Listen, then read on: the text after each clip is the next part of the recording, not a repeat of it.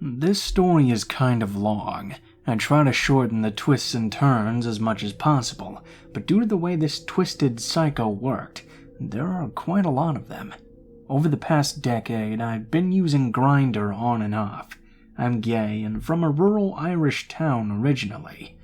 Ireland is a very open-minded country nowadays, and while 10 years ago it was still a lot better than decades previously, being gay, especially in a small town, would gain a lot of unwanted attention.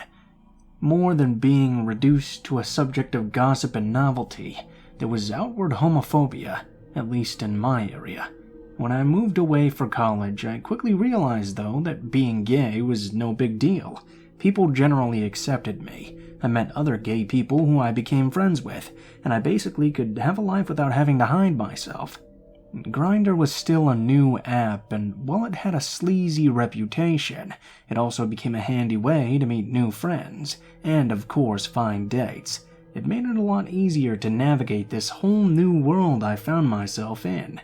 So, after my first year of undergraduate, I found myself back in my small town, with its small town ways. My local friends by now knew I was gay, but I still felt slightly left out as the outsider, so I reopened my Grindr in my hometown, and mixed in with the old faceless men was a guy my age. Everything seemed fine at first. He had also just started college, and beyond our sexuality, we had a lot in common as well. There was only one problem. He lived the next town over. See, the app had so few users in my area, he was 25 kilometers away, even though he was only 10 tiles over on the grid. To make matters worse, it was a smaller town than mine, the opposite direction of the much larger regional town, so to plan to meet up was kind of hard. I didn't drive and still wasn't out yet to my family. Going to this town wouldn't really make sense, as I had no real connection to it, and that bus that went that direction went like once a day. I do remember the man really pressuring me to come to his town, and honestly, looking back, it would have made way more sense if we went to the larger one in the opposite direction. Although I was a bit relieved in one way that my date of sorts was in a town where no one I knew lived in. So after weeks of talking almost daily, I finally agreed I would go and meet him. So that meant I could get that specific bus which always went at a weird time and meet up with him after. This town was also served by a bus that came from a different direction, but carried on to my friend's town. This meant I had a few hours between disembarking my bus to meet him for lunch and catching the onward connection for her town later on. So, the day comes. The college friend was the only person who knew about this, and we had a plan just in case something went wrong. Not a particularly good one, mind you. I can't even remember the details. But I was very excited. As I said, this bus route was kind of not the greatest link, as my town and this other town sat on two major routes, radiating from the bigger regional town, and so the roads connecting both of them were actually quite poor. It really was a small town, and so was mine. This meant a part of the route had very poor phone reception as well, and this is important. So, this guy and I were talking about our plans, and he was asking me about my friend and her party. We were texting all morning, and then I boarded the bus. We texted and texted, until of course, my bus went deeper into the countryside and out of range for about 15 to 20 minutes. The town might not be far on the map, but the roads were extremely windy, and the bus tended to go very slow. As soon as I reconnected, I got 20 texts all at once. Firstly, his reply to whatever we were talking about, followed by, "Hello? Are you there?" to more and more worked out texts. Finally, one's calling me all sorts of names. When I texted back that I'd lost reception, he accused me of lying. I checked on Grindr and he had me blocked.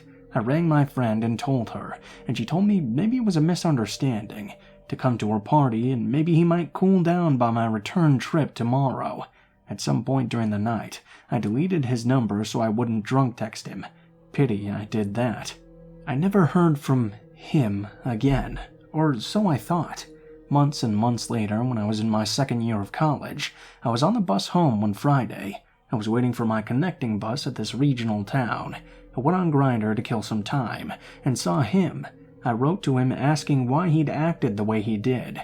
The person claimed to have never spoken to me before and said they were recently catfished.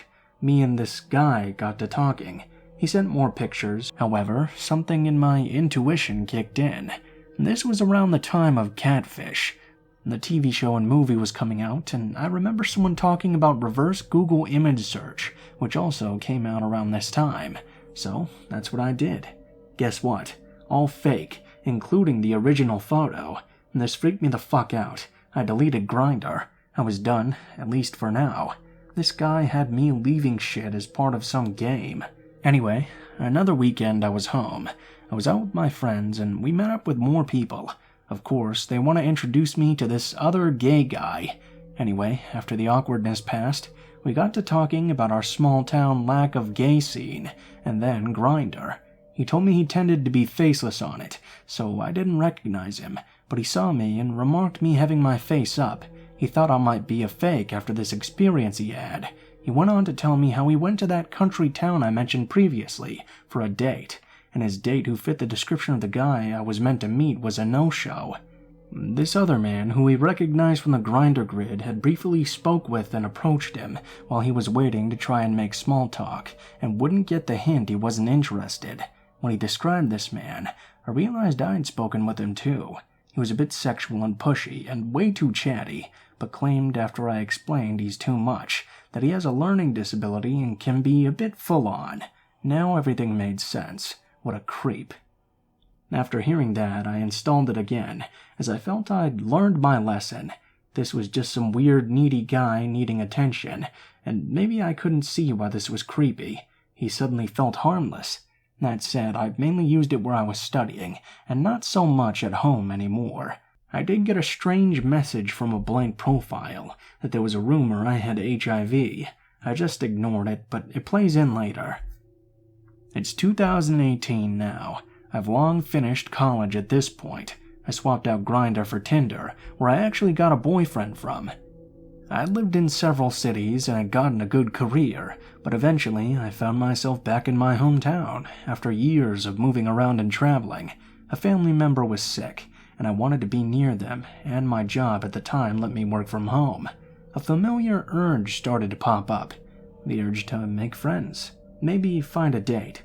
I went on Tinder, but I found while good for dating, Grindr seemed like it would be a much better match for conversation. I reinstalled it. This time around, there were a lot more profiles with pictures, a sign of the changing times. I had almost forgotten about my situation all those years ago. Well, within a few days, this guy starts talking to me. A normal, however unremarkable small-town 20-something. He was quite boring, to be frank. We just don't have any connection. When I ask him for more pics, he gets jittery and keeps changing the subject. He starts to be very sexual as well, so at that point I just block him. No problem. I've done it so many times before, I learned from experience it's the best way. Except an hour later, I see my profile, but it's not the very first tile where it should be. It's strange, so I look at it, and it displays this. My name, my age, my height, my weight, exactly the same as mine, except looking for mine says chats, this one implies hookups. Tribe, mine is blank, this one says daddies, and HIV status, mine is negative, but this one is positive. I look closer at the bio line. It says, like to party and play, charge by the hour. I was horrified. I reported to Grindr, grabbed my iPad, downloaded Grindr, and made a new account on there, and wrote to this profile of myself. What the fuck? All this over getting blocked? The message I got back was horrifying, telling me I'm a slut, a stuck-up cunt. I should watch my back when riding alone. Another terrifying thing was that the distance seemed to be moving closer to me. I freaked out, wanted to just wait until I saw what Grindr says. I went to bed, and the next day, Grindr replied that this profile had been taken down. I went on there again to check, and now there were 3 different profiles of me, all writing horrible, slanderous things about me. This kept going on and on.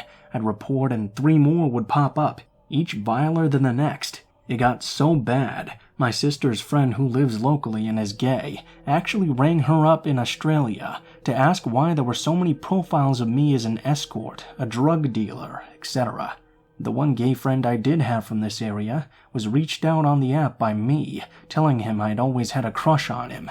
However, the few people I managed to get talking to before deleting and added on another app told me that every few days new profiles of me were being set up. Now they were sending someone else's nudes as me. Stupid, I know. I once again made a new account to challenge this guy.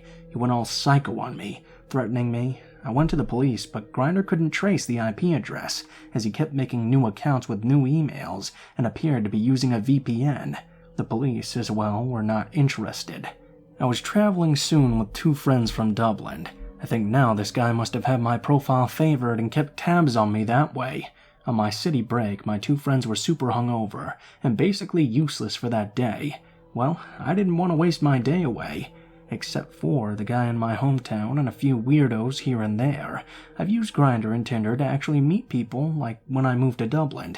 This is a stupid move, but I re-downloaded it. The creep from home was so far away and extremely far from my mind. I scrolled up and had on my bio, looking for someone to explore the city with.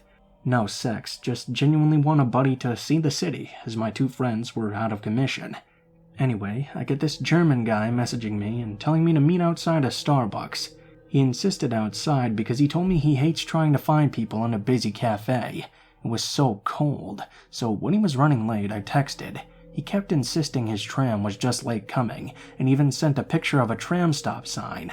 This went on 3 more times. He got closer and closer, and then suddenly blocked me. I was super pissed off, but I thought it was just a joke. Luckily, I actually managed to have a good day despite wasting time on this clown. When I got back to my hometown, I opened Grindr to disable my account again. I got bombarded with messages from tons of very fake profiles, all with the exact same message. Did you enjoy sitting in the cold? I hope I made you freeze, you stupid bitch. You really are a thick cunt. Oh my fucking god, it was this nutter again. That scared me. He seemed insane. However, part of me didn't want to be bullied out of existence on this app. I was visiting Dublin and my college city a lot during this time, so my plan was to only use Grindr when away and never at home. However, if I ever did open it up at home, for whatever reason, I would always immediately get these messages from blank or very fake-looking profiles, telling me I looked deformed, I needed to watch my back, lots of threats. By this point, I started talking to new people, and had dates lined up in both Dublin and my old college city. Grindr and Tinder were going well outside of this nutter. At this point, new features like attached social media links, more pictures, audio notes, and later video clips on the app made it easier to see if someone was real by having them send a quick video or record an audio note, or just checking their socials. Also during this time, as I was mainly home due to a sick family member and hadn't had a lot of social life, I joined some martial arts classes, not really for self-defense, but also to meet new people. I did feel slightly safer though. The scary thing was this guy knew me, but I only knew him through fake profiles. With this new sense of confidence, and also a determination not to be bullied anymore, I decided to look for patterns, clues to try and figure out who this was. So I copy and paste a message about my slanderous stalker to every profile I could. And at this point, something surprising happened. I got a few responses from people. They told me they'd had a very similar experience, but not as extreme as mine. One thing that stuck out was that these fake profiles always appeared to be changing locations rapidly. Something I noticed too, added with what happened in the German city. It's safe to say they were using a fake GPS. A young guy who got targeted lives in the same one-horse town I mentioned at the beginning of the story, from almost 8 years ago at this point. He told me this older man who fit the description of the person who supposedly had learning challenges who wrote creepy things to me 8 years ago, first wrote him as someone who was just lonely and vulnerable, then got extremely sexual. When this guy blocked him, same thing. Fake profiles of him would appear. However, nowadays, unlike when I was 18, people know how to spot fakes a lot better, so he ignored it, until a blank profile started writing and commenting on clothes he wore, or what he'd brought when out jogging. I was actually worried this was a fake profile telling me this story, so I had a Grindr video call me briefly, and yes, he was real. He also noticed fake profiles before that came up near him, but would vanish to a distance more like my town. At that point, I realized this guy has been doing this for years, yet the police or Grindr can't seem to do anything about it. This wasn't the only account I'd heard of that matched mine. Most of his victims were young. He'd met me originally when I was young too, but he must have become obsessed with me for some reason. This might not sound like a big deal, but imagine not being able to use an app without a fake profile always coming for you, threatening you, writing how you need to be sorted out every time you go on. Someone is slandering your name to everyone. Imagine even when you're not on the app, being this obsessed with you, but you have no idea who it is. It does make me worried that maybe they could see me in public and go for me, sneak up on me and blow me to the back of the head or something. Unlikely, as he seems like a coward. But still, even though I'm not on Grindr for now, the effects this has had on me is somewhat everlasting. It has made me very cynical, over-the-top private online, and when it was at its peak, I was scared to ever be alone, as this person seemed to genuinely hate me. I'm more frightened for countless young guys he abuses online, and makes feel scared by slandering and threatening them, knowing he's untraceable, and the police are not willing to help.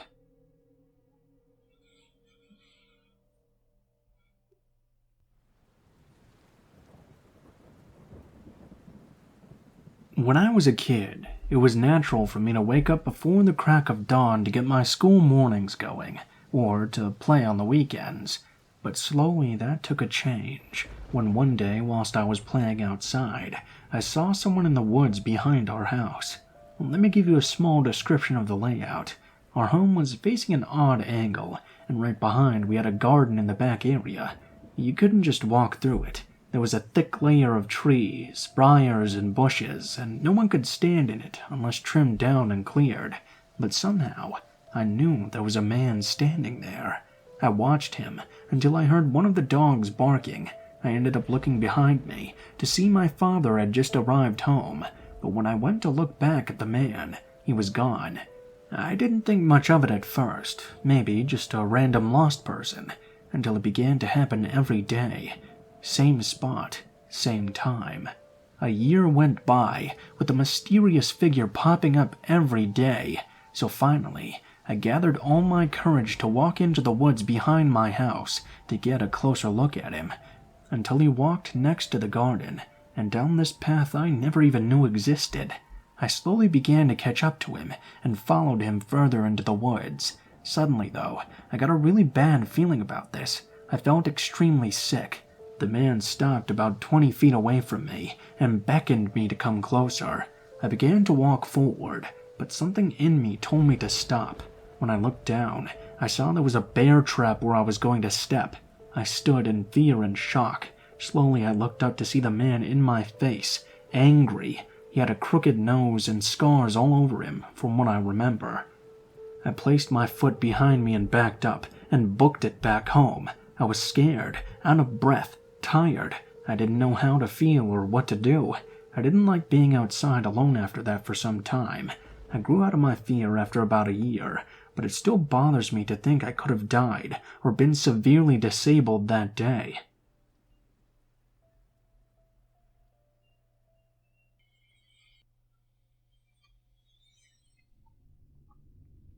Okay, so this actually happened yesterday, December 21st, 2020.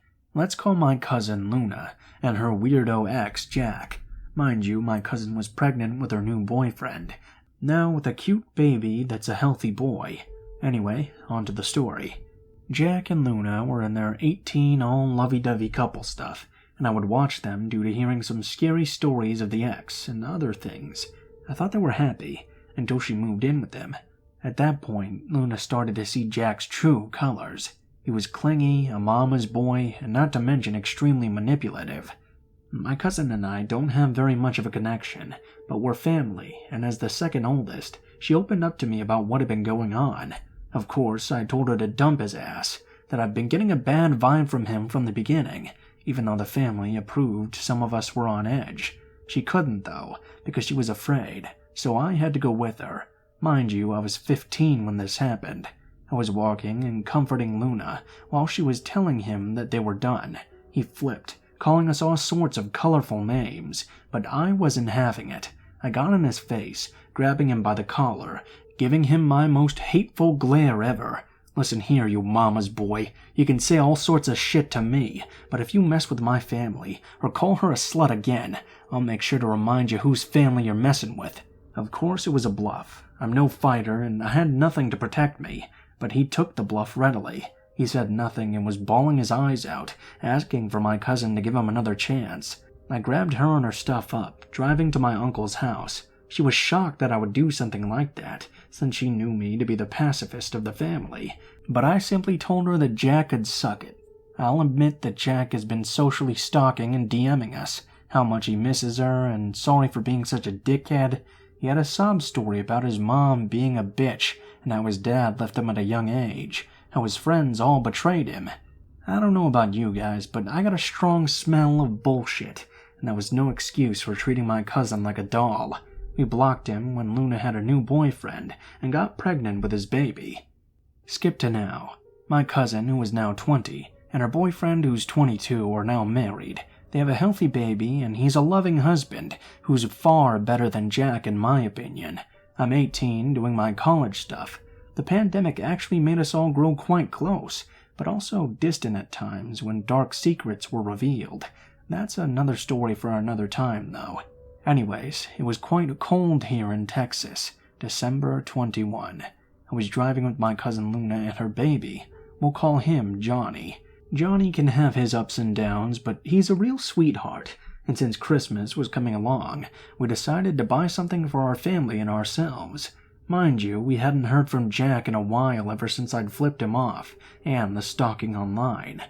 We were walking with our masks and gloves on, looking around, until we noticed a man in a red beanie walking behind us, about 6 feet behind. We thought nothing of it at first because that's the rules for now. We shrugged it off, but Luna had a gut feeling and clutched on to Johnny's baby cart. "Hey, B," she started, as I looked at her in response. "That guy is giving me creepy vibes. He's been following us. His car is even parked beside us. I think that's Jack." I stared at her like she was crazy. "Luna, it's been 4 or 5 years now. How the hell can it be Jack? He's probably off with some other girl." I tried to assure her, but her eyes told me she was scared. I turned around as if I noticed someone I knew, and the guy in the red beanie stopped and looked around at the chip aisle. I tried to remember how he looked because people can change, but the red beanie man would glance at us a few times. When he would look at me, his eyes would go from soft to furious. Same goes for my nephew Johnny. We were surrounded by people, so it wasn't weird when the beanie guy started walking towards us. Luna got in front of us, and she handed me Johnny. Now she was the one who was going to defend us. As the man stopped, his eyes beamed. He got something out of his pocket and handed her a small box-wrapped gift. Before any of us could say anything, he left to another section. We looked to each other and shrugged. She put the gift in her purse. We kept going, but this time more alert. The red beanie guy hadn't reappeared yet, so we were starting to just relax. Luna said she was going to be in the movie section. I nodded and took Johnny to the kids' toy section. I was playing with Johnny for about 2 hours until I heard a scream and people running to where Luna said she'd be. I panicked and ran towards the section to see the red beanie man running to the garden exit and some workers chasing after him. I moved everyone away to see my cousin shaking and crying. I hugged her tight as Johnny started crying, seeing his mother crying too. I demanded to know what the hell had happened and why my cousin was in this state. Apparently when Luna was in the movie section, looking for a Christmas movie for us all to watch, she felt someone beside her suddenly. She shrugged it off at first, thinking it was someone looking for a movie as well, until she felt a kiss on her neck. He wrapped his arms around her from behind. She thought it was her husband, as he did say he would try to come by to help. She turned to see her husband, happy, until she saw him. It was the red beanie man, aka Jack. He had taken his mask off and had the guts to kiss her. "Hey, baby girl, missed me?" She flipped like crazy, screaming for help, pushing him away as he tried to shush her and cover her mouth. A worker came along to help. Cue the scream from my cousin, as some employees tried to take Jack down, but he seemed to have sprinted away quite quickly. That's when I entered along. I was pissed and hugged Luna tight, trying to calm my nephew down as well. They called the police and we both gave them our statement, even handed them the gift. They opened it, and we were shocked at their reactions, the fear in their eyes. But they never did tell us what it was. They let us go after that, and that's when Luna's husband came along, hugged her and Johnny tight as I called my parents, explaining what had happened. They were relieved that we weren't hurt, but my cousin's fear came back, and she became paranoid ever since then. Today we have no reports on Jack, as they went to his house and found nothing. Today nothing new happened either, and right now I'm watching over Johnny and watching a movie. I just wanted to write this story. If something comes up, I'll update it. So, Jack, I really do hope we can meet again, so I can give you some sense on whose family you shouldn't mess with, because now I know how to fight.